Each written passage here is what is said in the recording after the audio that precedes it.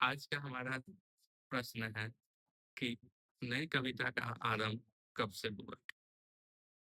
तो इसमें हमने एक और प्रश्न को अलग से ऐड किया है।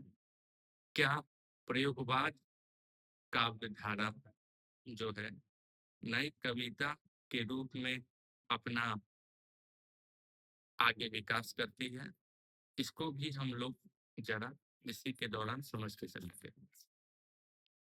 तो जैसा कि हमें पता है कि नई कविता 60वें दशक की कविता है, जो आगे के द्वारा 1951 में दूसरे चार सप्तक के प्रकाशन के साथ शुरू हो जाती है। या यूं कहें, जगदीश चंद्र माथुर की पत्रिका नई कविता का प्रकाशन 1954 में होता है। वहां से इसे हम लोग मान सकते हैं। तो इन नई कविता के आरंभ को लेकर के अलग अलग विद्वानों ने अलग अलग अपने मंतव्य प्रस्तुत किए हैं। कुछ विद्वानों के मत हम लोग आज इस वीडियो में सुनेंगे, जिसमें पहला नाम आता है नंद दुलारे वाजपेयी और उनके साथ बाल कृष्ण राव। ये दोनों ही विद्वानों ने छायावाद के पतन के एकदम बाद, यानी कि 1937 ईस्वी में नई कविता के आरंभ माना है।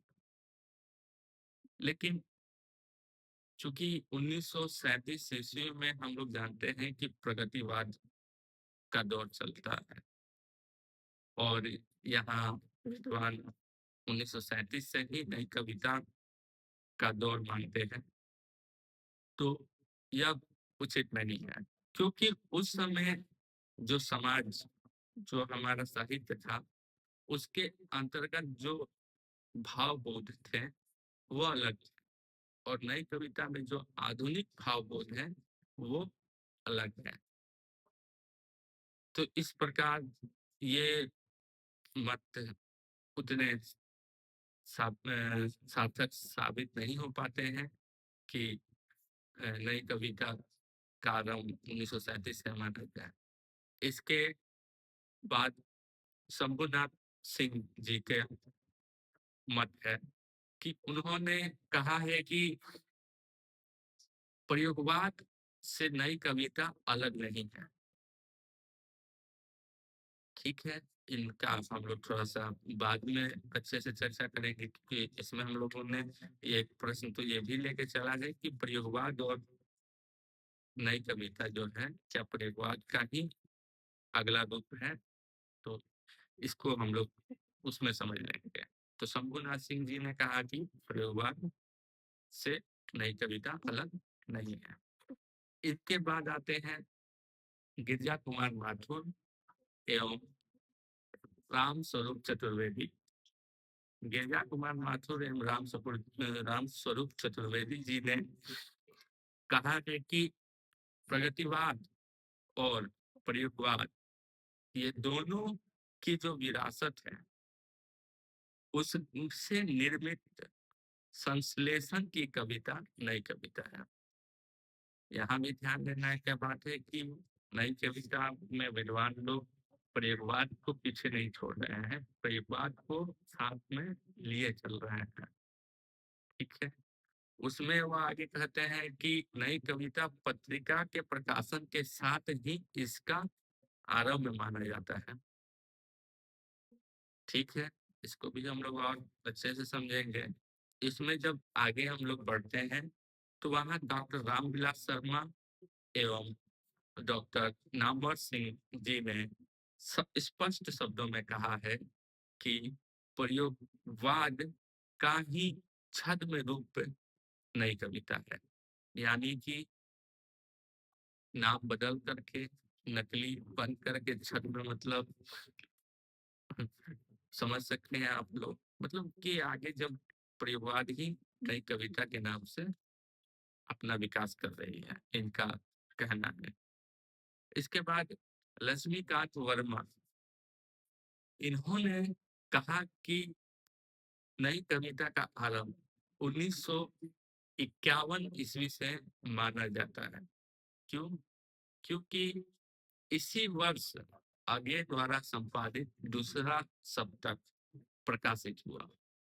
और क्या कहते हैं इसमें, 1952 ईस्वी में स्वयं आगे जी ने अपनी कविताओं को नई कविता कहा है। इसमें वो आगे और कहते हैं कि इसी दौरान शमशेर बहादुर जी भी अपनी कविताओं को नई कविता कहते हैं। ठीक, तो इसमें हम लोग देखेंगे कि प्रयोगवाद और नई कविता दोनों एक साथ चल रहे हैं। तो अब हम लोग इन विद्वानों के मतों के आधार पर यह कह सकते हैं कि प्रयोगवाद एवं नई कविता में गहरा संबंध होने के कारण किसी एक वर्ष या एक घटना को इसका आरंभ हम लोग इसका आरंभ के रूप में मान नहीं सकते हैं। क्योंकि जाहिर सी बात है कि जहां अजय जी ने ही प्रयोगवाद का आरंभ किया, वहीं दूसरी तरफ वो नई कविता भी लेकर के आ रहे हैं। तो इस वजह से हम किसी एक वर्ष या किसी एक घटना की वजह से ये हम स्पष्ट शब्दों में नहीं कह सकते कि इसी वर्ष नई कविता का आरंभ होता है।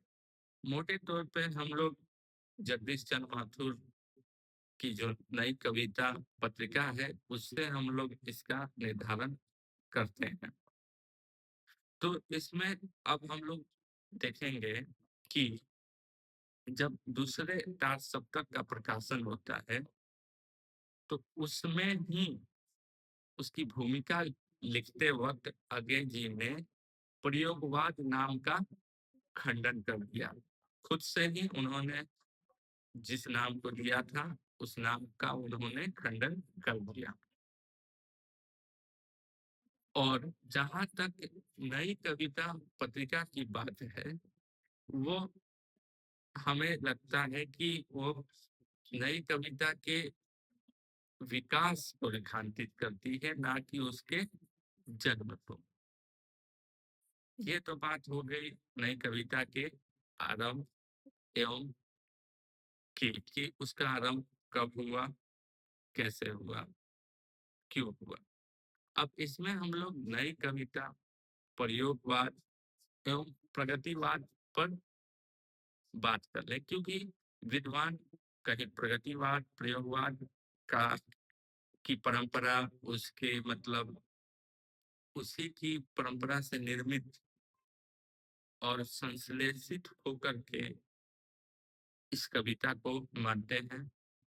तो हम देखेंगे कि प्रगतिवाद में क्या, प्रगतिवाद में जहां पर मार्क्सवाद का प्रभाव अत्यधिक है, वहीं प्रयोगवाद में मनोविश्लेषणवाद, फ्रायड का सीमित मात्रा में प्रभाव हम लोग देखते हैं। इसके बाद जब नई कविता आती है तो उसमें हम लोग क्या देखते हैं कि इसमें अस्तित्ववाद, मार्क्सवाद एवं मनोविश्लेषणवाद तीनों ही के तीनों इसमें प्राप्त प्रभाव दिखाता है। ठीक, उसके बाद क्या है, प्रगतिवाद में जहां समाज का महत्व व्यक्ति की तुलना में बहुत अधिक है, और यही जब हम प्रयोगवाद देखते हैं तो वहां पे व्यक्ति काफी महत्व दिया जाता है व्यक्ति को। लेकिन जब हम लोग नई कविता में आते हैं तो वहां व्यक्ति जो है और समाज जो है वो दोनों का समन्वय मतलब एक दूसरे के साथ चलता दिखाई देता है। उसके बाद क्या है कि अगर इसमें हम लोग प्रगतिवाद में देखें तो युग चेतना की कविता है वो, पूर्ण रूप से युग चेतना है उसमें। लेकिन प्रयोगवाद प्रयोगवाद पूर्ण रूप से क्षणवादी चेतना की कविता है। और यही जब नई कविता हम लोग देखते हैं तो वहां पर हम लोग देखते हैं कि क्षणवादी एवं युगवादी दोनों विद्वान इसमें हैं। उसी के साथ अगला जब हम लोग देखते हैं कि राजनीतिक व्यंग जो है प्रगतिवाद में काफी मात्रा में पाया जाता है, वही जब प्रयोगवाद हम लोग देखते हैं तो प्रयोगवाद में राजनीतिक व्यंग न के बराबर है। लेकिन जब हम लोग नई कविता को ध्यान से देखते हैं तो यहाँ पुनः राजनीतिक विषय वस्तु कविता में शामिल होने लगती है। उसके बाद जब प्रगतिवाद में हम लोग देखते हैं तो यथार्थ के आर्थिक पक्ष पर सबसे अधिक चर्चा की जाती है, यथार्थ पर। वही जो है प्रयोगवाद जो है वह यथार्थ के मनोवैज्ञानिक पक्ष पर सबसे ज्यादा बल देता है। लेकिन जो हमारा नई कविता है वो यथार्थ के सभी पक्षों को स्वीकार करता है। वे कहते हैं कि हम तो सारा का सारा लेंगे, कम से हमारा काम नहीं चलेगा। तो यहाँ जो विद्वानों ने अपने मत में यह बताया है कि प्रगतिवाद प्रयोगवाद का ही बढ़ा हुआ रूप है, तो उसे रिलेट तो होता है, लेकिन ये पूर्ण रूप से सच नहीं है। क्योंकि इनकी जो सार तत्व है उसमें वो अपने आप को नई कविता इन लोगों से अलग किए हुए हैं। उन नई कविता का जो आधुनिक बोध है वो भी एक तरह से अपने आप में अलग है। तो नई कविता प्रयोगवाद के कवियों